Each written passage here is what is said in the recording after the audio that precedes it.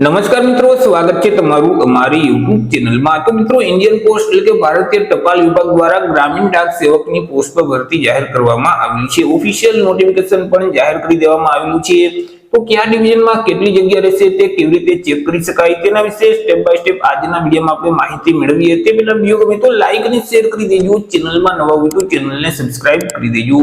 તો ચાલો મિત્રો, વિડીયોની શરૂઆત કરીએ।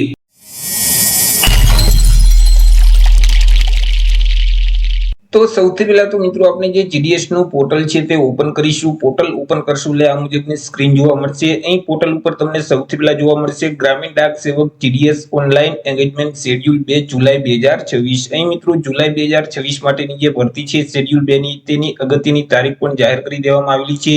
અહીં જે ઓનલાઈન રજીસ્ટ્રેશન છે તે 31/8/2026 થી શરૂ કરવામાં આવશે। 31/8/2026 થી લઈ અને 19/9/2026 સાંજના 5 વાગ્યા સુધી તમે ઓનલાઈન રજીસ્ટ્રેશન છે તે કરી શકશો। ત્યાર પછી મિત્રો અહીં જે ઓનલાઈન અરજી ફોર્મ છે તે 2/9/2026 થી શરૂ કરવામાં આવશે।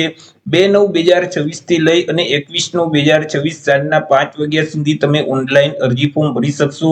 જો તમારે ઘર બેઠા જ ઓનલાઈન અરજી ફોર્મ ભરવું હોય તો અમારા જે WhatsApp નંબર છે 6352228352, આ નંબર પર તમે WhatsApp પર મેસેજ કરશો કે અમારે જીડીએસ માં અરજી ફોર્મ ભરવું છે તો તમને નજીવી ફી સાથે ઘર બેઠા જ ઓનલાઈન અરજી કરી દેવામાં આવશે।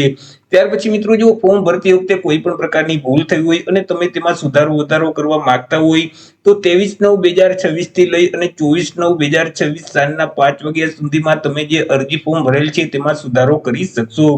ઓફિશિયલ જે નોટિફિકેશન છે તે જાહેર કરી દેવામાં આવેલું છે। અહીં તમને એક નોટિફિકેશનનો ઓપ્શન જોવા મળશે, તેના ઉપર તમે ક્લિક કરશો તો નોટિફિકેશન છે તે મિત્રો જાહેર કરી દેવામાં આવેલું છે। તેને જો તમારે ડાઉનલોડ કરવું હોય તો અહીં જે ડાઉનલોડનો ઓપ્શન આપેલ છે તેના ઉપર ક્લિક કરશો તો આ નોટિફિકેશન છે તે તમારા ડિવાઇસમાં ડાઉનલોડ થઈ જશે। વાત કરી લઈએ મિત્રો એજ લિમિટ એટલે કે વય મર્યાદા વિશે કે અરજી ફોર્મ ભરવા માટે ઉમેદવારની ઉંમર કેટલી હોવી જોઈએ। તો કે અહીં અરજી ફોર્મ ભરવાની જે છેલ્લી તારીખ છે 21/9/2026 તે તારીખને ધ્યાનમાં રાખી ઉમેદવારે પોતાની ઉંમરની ગણતરી કરવાની રહેશે।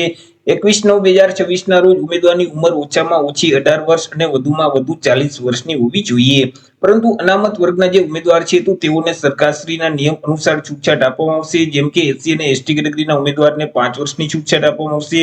ઓબીસી વર્ગના ઉમેદવારોને 3 વર્ષની છૂટછાટ આપવામાં આવશે। દિવ્યાંગ ઉમેદવારોને 10 વર્ષની છૂટછાટ આપવામાં આવશે।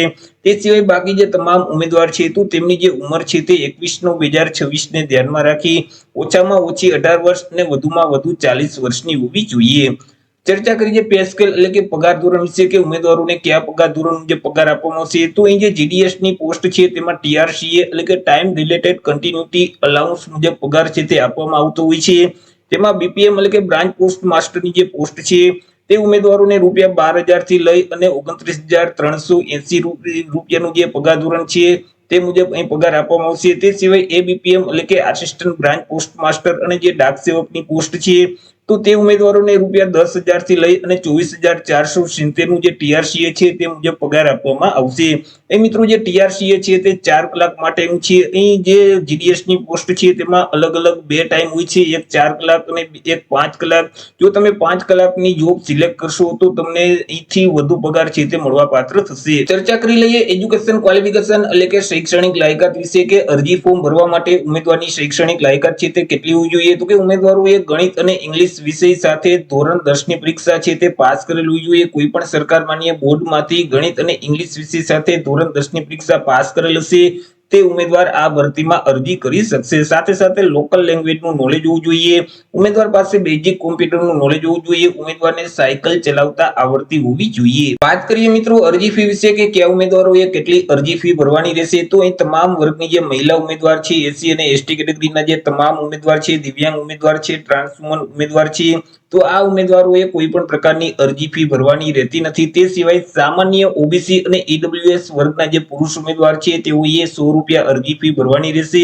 અરજી ફી છે તે તમારે ઓનલાઈન જ ભરવાની રહેશે। તમે net banking, credit card, debit card કે યુપીઆઈ ના માધ્યમથી અરજી ફી ભરી શકશો। વાત કરી લઈએ મિત્રો જગ્યા વિશે કે કયા ડિવિઝનમાં કેટલી જગ્યા છે તે ઓનલાઈન કેવી રીતે ચેક કરી શકાય। ગુજરાતમાં જે અલગ અલગ ડિવિઝન છે તેમાં કુલ 490 જેટલી જગ્યા પર આ ભરતીની જાહેરાત કરવામાં આવેલી છે। તો તમારે જીડીએસ નું જે પોર્ટલ છે તે ઓપન કરવાનું રહેશે। પોર્ટલ ઓપન કરશો એટલે અહીં જે સાઇટ મેનુ છે તેમાં વેકેન્ટ પોસ્ટનો જે ઓપ્શન છે તેના ઉપર તમારે ક્લિક કરવાનું રહેશે। જેથી કરી આ મુજબની સ્ક્રીન ઓપન થઈ જશે। અહીંથી તમારે ગુજરાત સર્કલને સિલેક્ટ કરી દેવાનું રહેશે। ત્યાર પછી તમને જે તે ડિવિઝન લાગુ પડતું હોય તે ડિવિઝનનું નામ છે તે અહીંથી તમારે સિલેક્ટ કરવાનું રહેશે। માનો કે જામનગર ડિવિઝન લાગુ પડે છે તો જામનગર ડિવિઝનને સિલેક્ટ કરશો એટલે જામનગર ડિવિઝનમાં જેટલી જગ્યા હશે તેનું એક લિસ્ટ છે તે ઓપન થઈ જશે। તેમાં સૌથી પહેલા તો પોસ્ટના જે આઈડી નંબર છે તે જોવા મળશે। ત્યાર પછી કઈ પોસ્ટ ઓફિસમાં જગ્યા ખાલી છે તે પોસ્ટ ઓફિસનું નામ છે તે જોવા મળશે। કયા કેડરમાં જગ્યા ખાલી છે, બીપીએમ છે, આસિસ્ટન્ટ બીપીએમ છે અથવા તો જે ડાક સેવક છે, જે પોસ્ટમાં જગ્યા ખાલી હશે તેનો હોદ્દો છે તે જોવા મળશે। તેના માટે ટીઆરસીએ શું લાગુ પડશે, ત્યાર પછી કઈ કેટેગરીની જગ્યા ખાલી છે, લેંગ્વેજમાં બાય ડિફોલ્ટ ગુજરાતી જ આવશે ગુજરાત માટે। ત્યાર પછી તે જે તે પોસ્ટ ઓફિસના જે પિનકોડ નંબર છે તે જોવા મળશે। તમને જે ડિવિઝન લાગુ પડતું હોય તે ડિવિઝનનું નામ છે તે અહીંથી તમે સિલેક્ટ કરી અને તમારા ડિવિઝનમાં કેટલી જગ્યા છે તે તમે ચેક કરી શકો છો। તો એ રીતે મિત્રો ભારતીય ટપાલ વિભાગ દ્વારા જીડીએસ એટલે કે ગ્રામીણ ડાક સેવકની પોસ્ટ પર ભરતી જાહેર કરવામાં આવેલી છે। તો આશા રાખું છું વિડીયો પસંદ પડ્યો હશે। વિડીયો પસંદ પડ્યો તો લાઈક અને શેર કરી દેજો। ચેનલમાં નવા હોય તો ચેનલને સબસ્ક્રાઇબ કરી દેજો। ફરી મળીશું એક નવા ટોપિક સાથે એક નવા વિડીયોમાં। ત્યાં સુધી જય હિન્દ, વંદે માતરમ।